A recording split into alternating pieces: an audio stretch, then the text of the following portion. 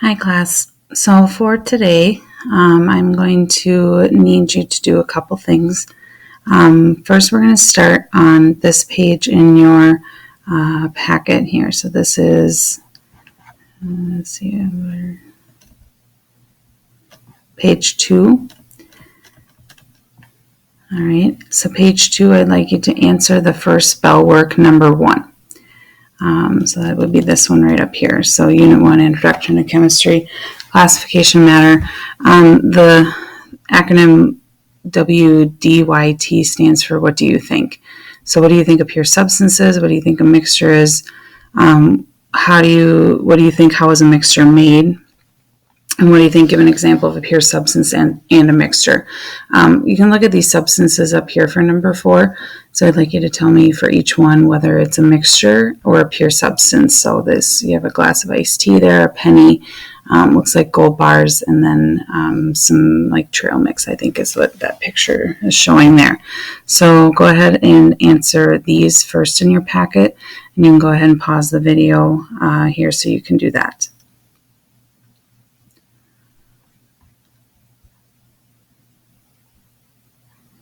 So the next thing we're going to do is look at taking some notes on chemical and physical changes. So I'm going to be going to page 14 in your packet.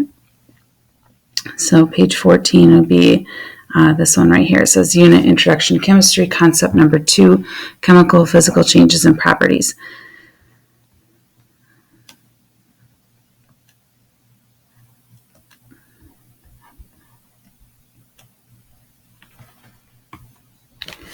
So after today, these notes, after you take these notes, we should be able to classify changes as either physical or chemical. We got a little bit of this in changes or properties we talked a little bit about in our separation lab that we've been working on. Classify properties of substances as either physical or chemical. And then explain the law of conservation of mass. So you'll notice here that we have like physical and chemical changes and physical and chemical properties. And so we'll discuss the difference between the two of them. So pure substances have a unique set of chemical and physical properties.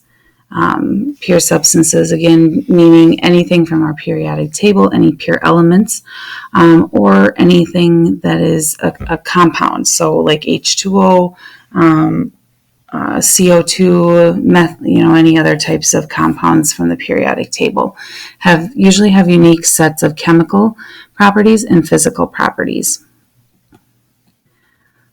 So physical properties are properties that can be measured or observed without changing the identity or composition of a substance.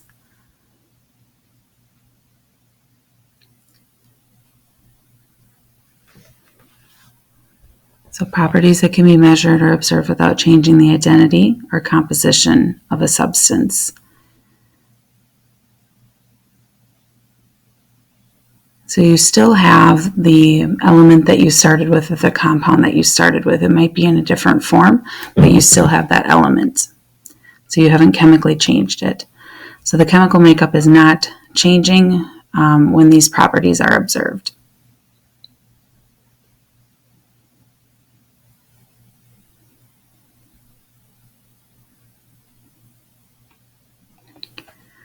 So these are some really good examples to write down for physical properties. It's always good to kind of memorize this list here so you understand when you come across a property like that, you can right away identify it as a physical property. So physical properties, color, odor, texture, taste, freezing point, melting point, density, mass, and hardness. So none of these things would actually change the composition of the substance if you were to observe the color of something or the odor of something.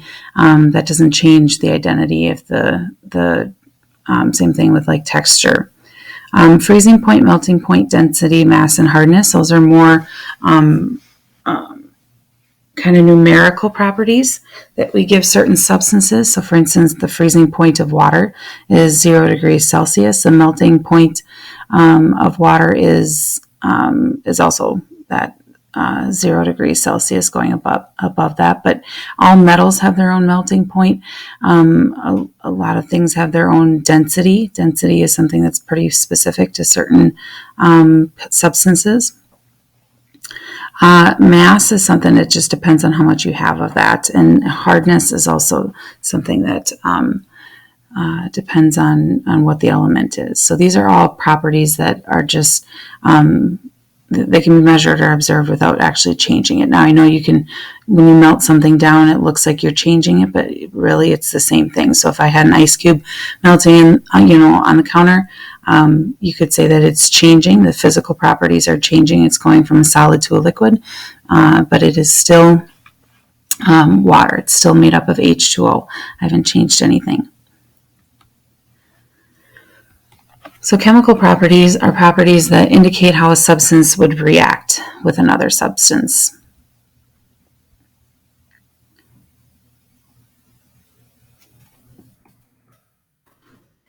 And these properties are only observed when a substance undergoes a chemical change.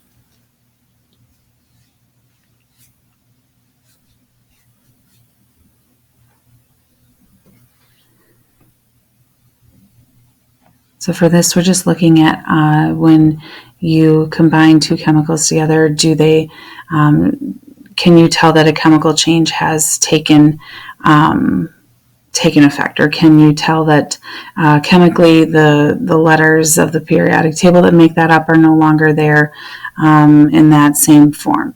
And so we'll talk about clues and stuff like that a little bit later here that go over how can you tell a chemical change has occurred using some of these chemical properties.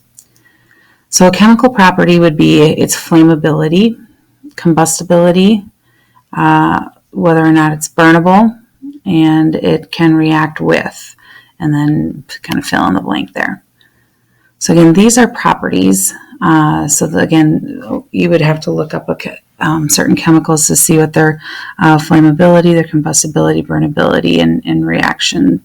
How does it react with other chemicals? When you burn anything, when you combust it, that will change the chemical makeup of that substance. So that's why these are considered chemical properties.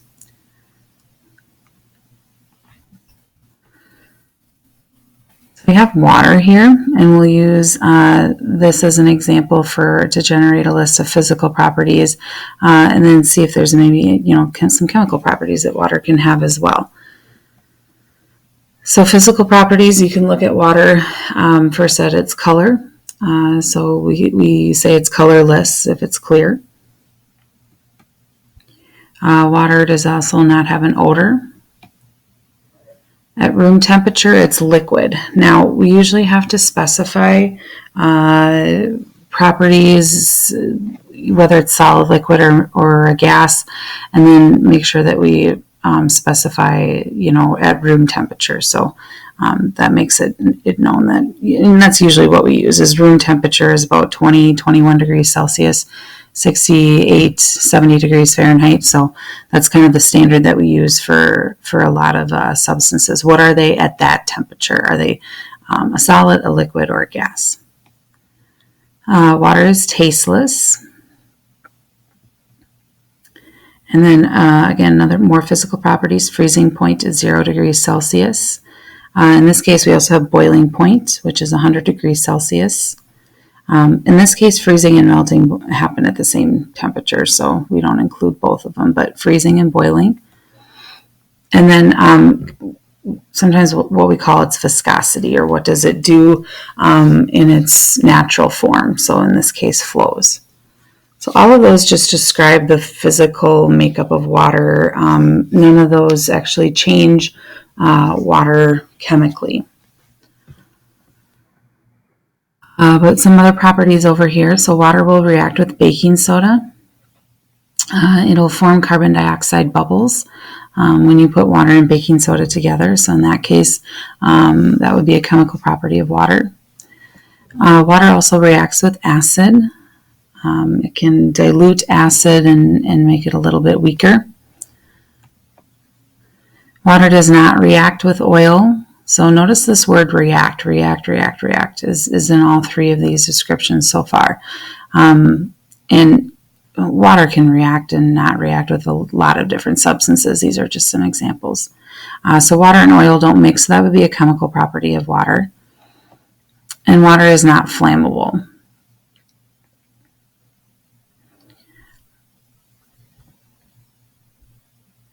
All right. So notice it's not an exhaustive list for water for chemical properties because it doesn't do a whole lot chemically, I would say. It is used in the lab a lot, but it doesn't, necessarily do a whole lot. So that brings us to our physical and chemical changes, which is our next one. So this is different than properties, and sometimes students get these confused. So again, properties are what does that substance have, and physical and versus chemical, or what can it do, and then changes are how does it appear when you add something to it or try to change it at all.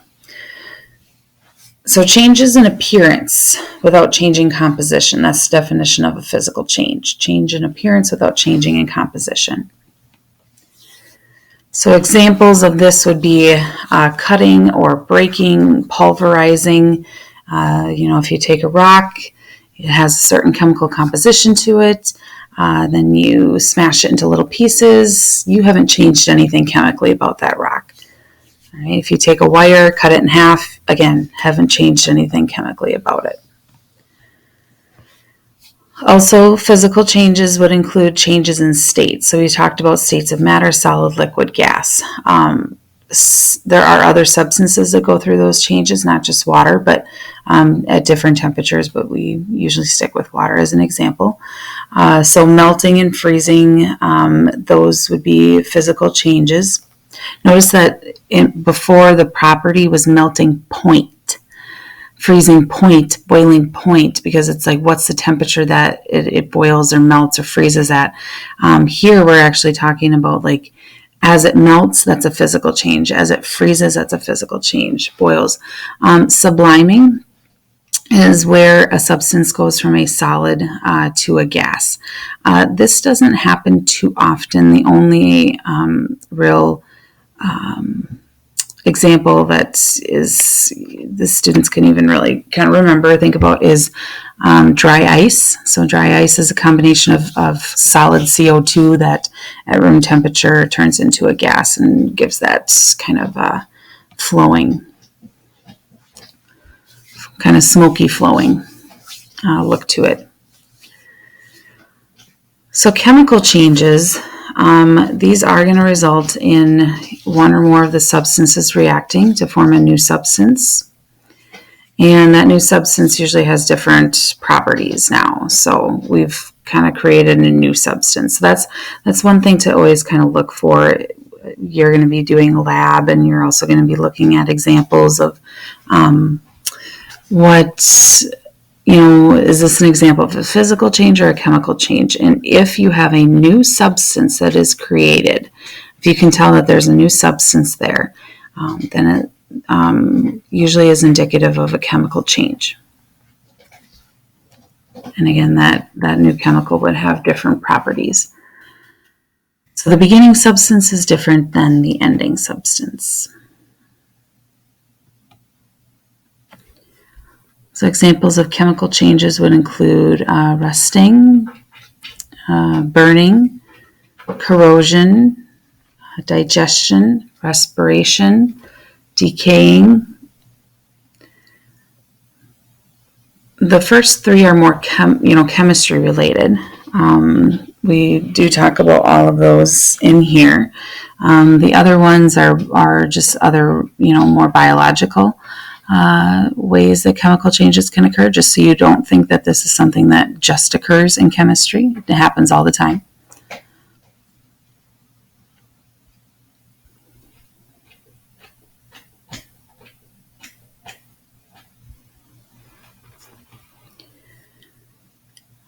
So with chemical changes, all reactions or chemical changes can be described by using a chemical equation. So if you see a chemical equation involved, and it involves splitting the letters of the chemical equation apart and kind of reforming them. That's a key indicator that a chemical change has occurred. So with chemical equations, we have two sides and an arrow. Usually the arrow goes from left to right. Sometimes you'll see a double-sided arrow kind of going back and forth. But to start off with here, our arrow will go from left to right. The product that we start with is the reactants, and the product that we end with is the products. So reactants at the beginning and products at the end. So product is always at the end. So sometimes kids still kind of mix these up. That arrow there means yields. So if you are reading a word equation of a chemical reaction, and it says blank and blank together yields blank. All right, so you'll know where that arrow goes. So blank and blank, it means you're going to add two reactions together. So we always put a plus sign if you have to add more than two reactants, or if you get two products, it can happen. And then the word yields is where that arrow is. So iron plus oxygen yields iron 3 oxide, and that is parentheses and then the Roman numeral 3. As we get more into chemistry, you'll kind of learn where that 3 comes from and why it's important there. It's not optional. Sometimes things in parentheses seem like they're optional, not in this case. So iron plus oxygen. Here would be the chemical formula for it. So iron on our periodic table is Fe. The oxygen that we're talking about is oxygen gas, and so that is a diatomic molecule, di meaning 2. And so there's always 2 of them together. That's how they form a stable molecule. Again, all of these are pure substances, either elements or compounds. So these 2 together form Fe2O3, which is iron oxide. Don't worry if the numbers don't make a ton of sense to you right now. If you're looking, okay, I have an Fe here. If you know that 2 obviously means I have 2 oxygens over here. I have 3 and 2 here. We'll eventually get to figuring that out. That's known as balancing equations.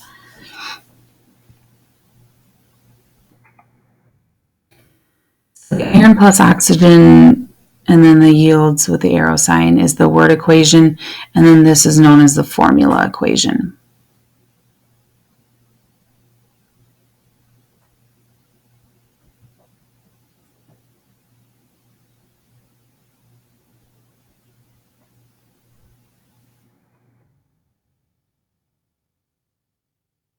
I'm just looking ahead here. Okay. So this is our last one here, which is on the law of conservation of mass. So in science, whenever you have laws, these are things that are always true. They've never been proven false or beyond that. So this isn't a theory, it's a law. So law of conservation of mass, just the title should kind of give you a clue as to what this is. Conservation means like to keep or to, hold. And mass is, we know what that is. It's the amount of stuff in a substance. So law of conservation of mass states that in any chemical or physical change, matter cannot be created or destroyed.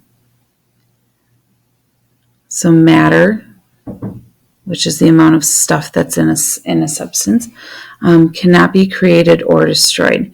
So what we start with is what we have to end with, but it can go into different forms. And so the mass of my reactants should equal the mass of my products. I shouldn't have more mass in my products or less mass in my products. That would mean that that something just vanished into thin air, which it wouldn't do. Now, it could go into the form of a gas, which means I probably couldn't see it, but it is still, the gas is, as we learned, gas is still made up of mass, which means it's matter. So in order to make water, we take hydrogen plus oxygen, and we get water. In this case, we'll do an example here. So if I have 10 grams of hydrogen and I add that with 5 grams of oxygen, that means I should have about 15 grams of water. Oops. Okay. We will also get into some other law of conservation examples and different things to kind of show you, just to expand on that just a little bit more.